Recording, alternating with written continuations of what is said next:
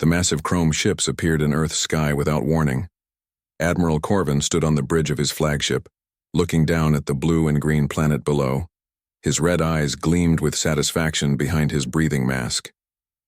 "Another primitive world," he said to his officers. "This will be easy." The Vorthan Empire had conquered 17 planets in the past decade. Each time it was the same story.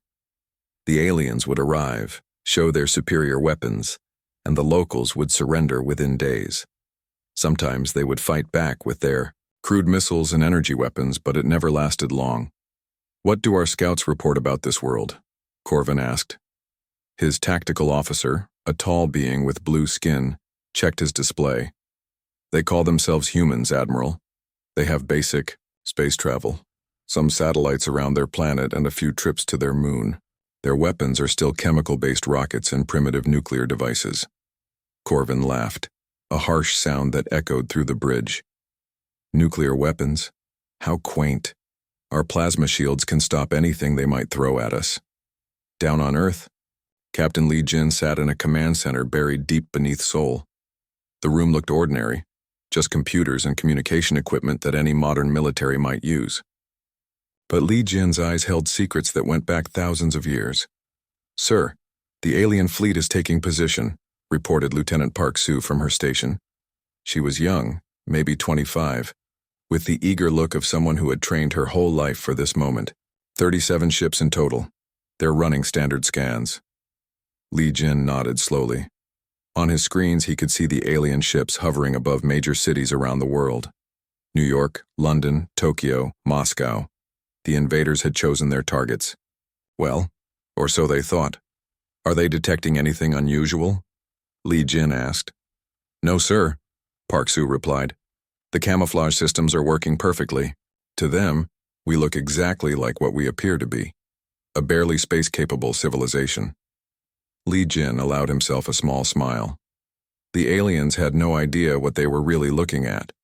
Every satellite they detected, every space station, every rocket launch pad, all of it was carefully maintained to look primitive. The real Earth, the true human civilization, remained hidden beneath layers of technology so advanced that it was invisible to the alien sensors. High above, Admiral Corvin was growing impatient. "Begin the demonstration," he ordered. "Target their major population centers. Make it dramatic but not fatal. We want them to surrender, not die. Dead slaves are useless." The Vorthan ships opened fire. Beams of superheated plasma lanced down from the sky, striking landmarks around the globe. The Statue of Liberty melted into slag. Big Ben collapsed in a shower of molten stone. The Tokyo Tower bent and twisted before falling into the city below. But these were not random targets. Each structure that the aliens destroyed had been carefully chosen long ago. They were memorial sites, museums, monuments to humanity's past, buildings that looked important but held no real strategic value. In his bunker, Li Jin watched the destruction with calm eyes. "Casualty report," he said quietly. "Minimal, sir," Park Soo replied. The evacuation protocols worked perfectly. Most of the areas were already cleared. "We're looking at maybe a few hundred casualties total, mostly people who refused to leave." Li Jin nodded. Even one death was too many, but they had known this day would come. The preparations had been in place for centuries, waiting for the moment when someone would finally push humanity too far. The alien ultimatum came exactly 12 hours later. Admiral Corvin's image appeared on every television, computer screen, and communication device on Earth. His translator made his words sound cold and mechanical. "People of Earth," he began, "I am Admiral Corvin of the Vorthan Empire. You have seen what our weapons can do. Your primitive civilization cannot stand against us. You have 24 hours to surrender unconditionally. You will serve the Empire as a mining colony. Your people will extract resources from your planet under our supervision. Resist, and we will reduce your world to ash. This is your only warning." The transmission ended, leaving Earth in stunned silence. News reporters scrambled to make sense of what had happened. World leaders called emergency meetings. Citizens gathered in the streets, some crying, others angry. most simply afraid. But in his command center, Li Jin was not afraid. He looked around at his staff, young faces who had been recruited and trained without ever knowing the full truth. Now they would learn. Begin Phase 1, he said quietly. Park Sue's hands moved over her controls. Deep beneath the Pacific Ocean, in hidden facilities that had slept for 1,000 years, ancient systems began to stir. Quantum communication networks that spanned the galaxy started sending coded signals into the void. "Sir," Park Sue said, her voice filled with wonder as new displays came online. "I'm reading massive energy signatures from everywhere. What is all this?" Li Jin stood up slowly. Outside, the alien ships continued their patrol, confident in their victory. They had no idea that they had just made the biggest mistake in galactic history. "Lieutenant Park," Li Jin said, "let me tell you about the real Earth." Dr. Kim Min had been waiting in the deep underground facility for 3 days. The chamber was vast, carved from solid rock miles beneath the Korean mountains. Ancient machinery hummed to life around her, devices that had been silent for longer, then recorded history. "The signals are going out," reported her assistant, Choi Han. He was staring at displays that showed energy patterns stretching across the galaxy. "Every hidden facility is responding." Kim Min nodded. She was 60 years old, but her eyes looked much older. As one of the 12 custodians, she knew secrets that would drive ordinary people mad. The attack on Earth had triggered something that should have remained sleeping forever. "How many sites have responded so far?" she asked. 43 and counting, Choi Han replied. His young face was pale with shock. "Dr. Kim, some of these signals are coming from outside our solar system. How is that possible?" Kim Min walked to a large window that looked out into space, but this was not ordinary space. Through the transparent metal, she could see stars that did not exist in normal reality. This facility existed in folded space-time, hidden between dimensions. "Choi Han," she said softly, "what did they teach you about human history in school?" "Como, usual things," he replied, confused. "We developed agriculture, built cities, invented writing, discovered science, and eventually reached space."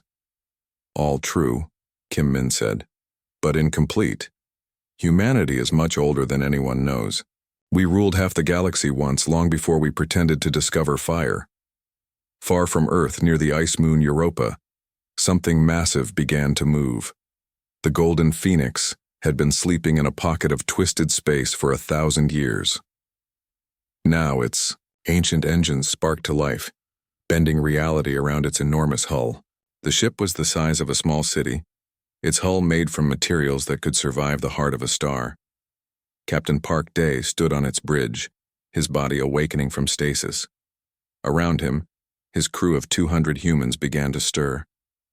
They had been asleep for so long that Earth's current civilization had risen and developed while they dreamed. "Status report," Park Day commanded, his voice rough from centuries of sleep. "All systems coming online, Captain," replied his first officer, Lee So.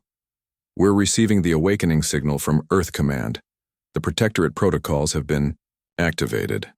Park Day looked at the tactical display. A primitive alien fleet was threatening Earth. He almost laughed. These creatures had no idea what they had awakened. Back on Earth in the Vorthon flagship, Admiral Corvin was reviewing his conquest plans. His species had perfected the art of planetary domination. First came the show of force, then the ultimatum, then the systematic stripping of resources while the native population served as slave labor. "Admiral," his sensor operator called out, "I'm detecting some unusual energy readings." "What kind of readings?" Corvin asked, not really interested. Primitive worlds often had strange energy signatures. Unstable power plants, experimental weapons, natural phenomena. "I'm not sure, sir. The patterns don't match anything in our database. They seem to be coming from multiple locations throughout this solar system." Corvin finally looked up from his plans. "Show me." The main display changed to show their local space. Dozens of energy signatures were appearing, some near Earth, others around distant planets and moons. As they watched, the signals grew stronger. "Could be some kind of defense network," suggested the tactical officer, "though I've never seen anything like it." "Keep monitoring," Corvin ordered. "If they try anything, we'll crush it before it becomes a threat." In the asteroid belt between Mars and Jupiter, another ancient vessel stirred. The Thunder Dragon had been hiding inside a hollowed-out asteroid for centuries. Its hull was scarred from battles against creatures that fed on starlight. As its systems activated, the asteroid cracked open like an egg, revealing the warship inside. Admiral Song Yu materialized on its bridge, her body reconstructing from stored quantum patterns. She was tall and stern, with the bearing of someone who had commanded fleets that could destroy solar systems. Her uniform was black with silver stars, the colors of the old Terran hegemony. "How long?" she asked her tactical officer as soon as her consciousness fully returned. 1,237 years, Admiral," came the reply. "Earth's current civilization has developed independently. They know nothing of the hegemony." Song Yu studied the tactical displays. The alien fleet was small, primitive, by hegemony standards, but they had attacked Earth. They had killed humans. That could not be allowed. "Signal the other relic ships," she ordered. "Full awakening protocols. We're going active." Across the solar system, more ships began to emerge from their hiding places. The Storm Tiger phased into normal space near Neptune, the Iron Mountain uncloaked from behind Pluto. Each vessel was a masterpiece of technology that seemed like magic. Ships that could travel between dimensions, weapons that could unravel the fabric of space itself. Dr. Kim Min watched the awakening from her command center. On her screen, she could see energy signatures appearing throughout the galaxy. Humanity's ancient empire was stirring after its long sleep. "My God," whispered Choi Han. "How many ships are there?" "Enough," Kim Min replied. "More than enough." Above Earth, Admiral Corvin was beginning to feel the first stirrings of unease. His sensors were now detecting dozens of massive objects appearing throughout the solar system, objects that seemed to bend space around them. "Sir," his sensor operator said, voice tight with worry, "whatever these humans are doing, it's big, really big." Corvin stared at the display, watching as humanity's true face began to reveal itself. Admiral Corvin was studying star charts when the universe began to tear apart around his fleet. The first sign was a ripple in space itself, like looking at the bottom of a clear pond when someone drops a stone into it. Then came the sound, a deep humming that seemed to come from everywhere at once. "Admiral!" his sensor operator screamed. "Something's coming through." The main display showed space bending and twisting in impossible ways. Corvin had seen many strange things in his conquests across the galaxy, but nothing like this. Reality itself seemed to be opening up, revealing glimpses of other dimensions beyond. The first ship to emerge was beyond anything in Corvin's experience. It was massive, easily 50 times larger than his own flagship. The hull was dark metal, covered in strange markings that seemed to move and shift when he looked at them. Scars ran across its surface, battle damage from wars fought against enemies he could not imagine. "What is that thing?" whispered his tactical officer. Before Corvin could answer, more ships began appearing. Each one was different, but all were enormous. Some looked like floating cities with towers and structures built into their hulls. Others were sleek and deadly, designed purely for war. A few seemed to be made of materials that bent light around them, making them hard to look at directly. "Sensors," Corvin demanded. "What are we dealing with?" His sensor operator's hands shook as he worked his controls. "Admiral, these readings, they don't make sense. Some of these ships are showing energy signatures that are off our scale. And the materials, I've never seen anything like them." The largest ship stabilized in space directly in front of the Vorthon fleet. It was shaped like a mountain, with weapon ports that could swallow Corvin's entire ship. Along its side, in letters that glowed with their own light, were symbols that his translator couldn't read. "Iron Mountain," read his communications officer slowly. "That's what it says, Admiral. Iron Mountain." A transmission came through on all frequencies. The image that appeared on Corvin's screen made his blood freeze in his veins. It was a human woman, but not like the primitive humans they had been observing on Earth. She wore a uniform of deep black with silver stars, and her eyes held the cold authority of someone who had commanded forces that could reshape galaxies. I am Admiral Song Yu of the Terran Hegemony Relic Fleet. Her voice was calm but carried the weight of eons. You have attacked Earth. You have killed the children of Terra. Explain yourselves. Corvin tried to speak, but found his throat dry. Around him, his bridge crew stared in shock at the display. This was not the primitive civilization they had expected to conquer. We are the Vorthan Empire, Corvin finally managed. We came to claim this world for our people. Your planet showed no signs of advanced technology. Admiral Song Yu's expression did not change. No signs? Or did you simply not know where to look? Behind her, Corvin could see the bridge of her ship. It was vast, filled with displays showing star maps of the entire galaxy.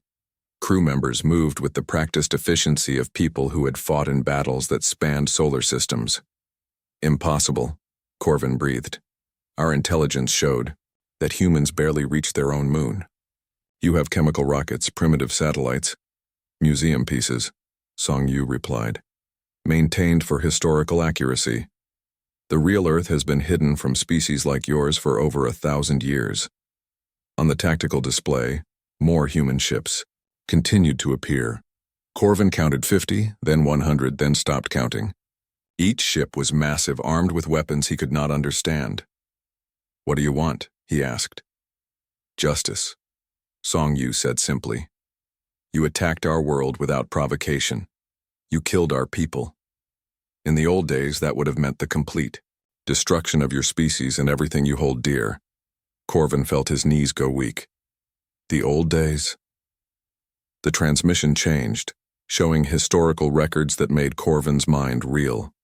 He saw human fleets that darkened the space around entire star systems, weapons that could ignite suns or freeze them solid, battles against creatures that fed on planets, cosmic horrors that devoured light itself. The Terran hegemony.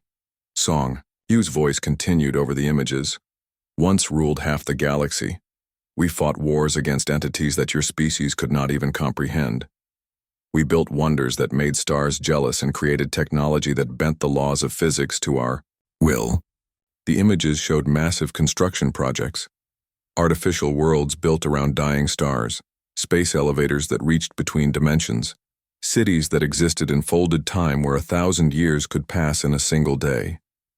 But we grew tired, Song Yu continued. Tired of war, tired of conquest, tired of the endless cycle of violence that comes with galactic dominion. So we chose withdrawal. We hid our true capabilities and allowed younger species to believe they were the masters of space. Corvin stared at the display in growing horror. You've been watching us.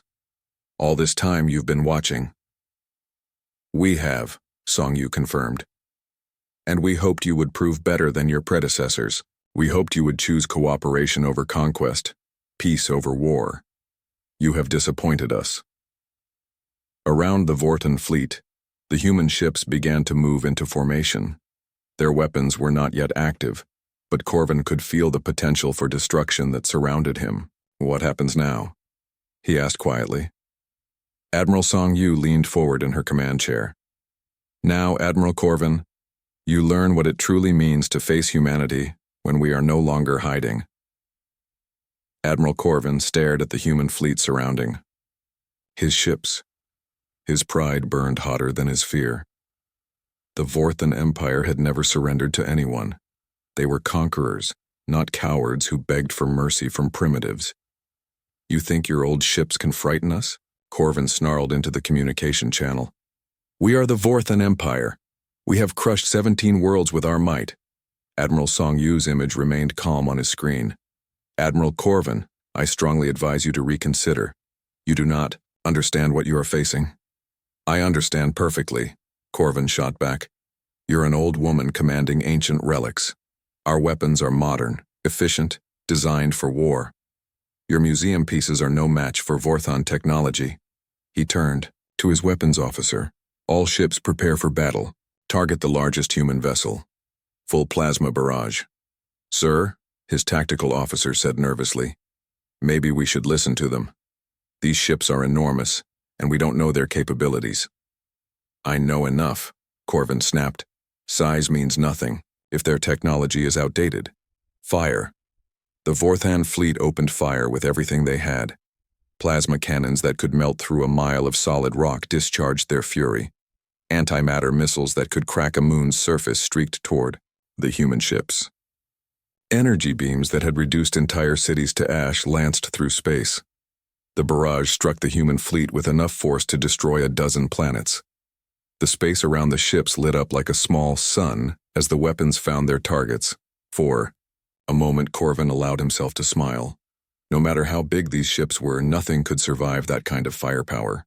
The humans had been impressive with their light show, but in the end, they were just another primitive species that had overestimated themselves. Then the light faded, and Corvin's smile died. The human ships hung in space exactly as they had before. Not one showed even the slightest damage. Their hulls hadn't been scratched. They hadn't even bothered to raise defensive shields.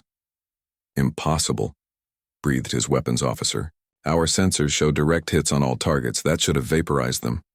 Admiral Song Yu's voice came over the communication channel, still perfectly calm. Is that the best the Vorthan Empire can do? Our hull plating absorbed your energy and converted it to power for our systems. Thank you for the recharge. Corvin felt ice forming in his stomach. What kind of technology can absorb antimatter explosions? The kind that fought wars against beings that ate stars for breakfast, Song Yu replied. Admiral Corvin, you have one final chance to surrender. Do not make us demonstrate our true capabilities. But Corvin's pride would not let him back down. All ships, maximum power, concentrated fire on that mountain-shaped vessel. Everything. We have. The Vorthan fleet unleashed a second barrage twice as powerful as the first. Every weapon on every ship fired at once, focusing all their destructive power on the Iron Mountain. The space around the massive human ship became a hell of energy and flame. When the attack ended, the Iron Mountain remained completely undamaged. But now something had changed. The human ship's weapon ports began to glow with a soft blue light. Now you've annoyed us, Admiral Song Yu said quietly. The Iron Mountain fired a single shot, not at the Vorthan fleet, but at the empty space behind them. The weapon, whatever it was, hit nothing but vacuum. For a moment, nothing seemed to happen. Then reality tore open. Space itself ripped apart like fabric, revealing a glimpse of the cosmic void that existed between dimensions. Through the tear, Corvin could see swirling darkness filled with things that should not exist. The sight of it made his mind hurt. The gravitational shockwave from the tear hit his fleet like an invisible hammer. Ships that weighed millions of tons were tossed around like toys. Corvin's flagship spun end over end, its crew thrown against the walls. Throughout his fleet, systems failed as the wave of distorted space-time washed over them. When it was over, half of Corvin's ships were dead in space, their power systems overloaded. The other half were barely functional, their crews struggling to restart basic systems. What have you done?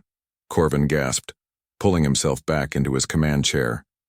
We fired into empty space, Song Yu replied. If we had aimed at your fleet, Admiral, there would be nothing left of you but scattered atoms. That was a demonstration of precisely controlled power. A new transmission reached Corvin's ship. This one came from Earth, from the human captain who had first detected the Vorthan arrival. Captain Li Jin's face appeared on the screen, his expression grim but not without compassion. Admiral Corvin, Li Jin said, you need to understand what you've awakened. Let me show you something. The transmission changed to show historical records from humanity's past. Corvin watched in growing horror as the images revealed the true scope of human civilization. He saw the Terran hegemony at its height, fleets of thousands of ships, each one larger than his entire invasion force, weapons that could ignite planets or freeze them solid, battles against cosmic entities that devoured entire solar systems. We fought the Star Devourers, Li Jin's voice continued over the images, beings of pure energy that consumed light itself. We battled the Void Spawn, creatures that lived in the space between dimensions. We created technology that seemed like magic because it operated on principles your science hasn't discovered yet. The images showed the construction of massive ring worlds around stars, space elevators that reached into other dimensions, cities that existed in folded time where centuries could pass in moments. But we paid a price for our power, Li Jin continued. We became something we didn't want to be, conquerors, destroyers. So we chose to withdraw, to hide our true nature, and let younger species find their own way among the stars. Corvin stared at the screen in numb shock. Why show me this? Because you need to understand, Li Jin replied, that showing mercy is not the same as showing weakness. Within hours, 17 alien empires sued for peace. The Vorthon Empire, the Kelax Consortium, the Threx Dominion, all begged for mercy from the awakened Relic fleet. But humanity offered something unexpected. In the restored United Nations building in New York, Captain Li Jin stood before representatives of 50 alien species. We offer not conquest but partnership, he announced. The Terran Protectorate, a defensive alliance where each species maintains sovereignty while contributing to mutual protection. Dr. Kim Min stepped forward. Our sensors detect movement beyond the galactic rim. Ancient enemies stir, drawn by your expanding civilizations. The galaxy needs protectors again. Admiral Corvin, humbled but not humiliated, was the first to sign the accord. We attacked you thinking you were weak. Instead, we found the strongest guardians the galaxy has ever known. Admiral Song Yu nodded from the bridge of the Iron Mountain. Strength without wisdom is mere brutality. We learned that lesson eons ago. Years later, children from dozens of species played together in the Gardens of Sol, while overhead, the Relic fleet maintained its eternal vigil. The galaxy had found its protectors once more, and in the darkness between stars, ancient threats that had waited millennia for humanity's return sensed the awakening of their greatest enemy and began to prepare for war.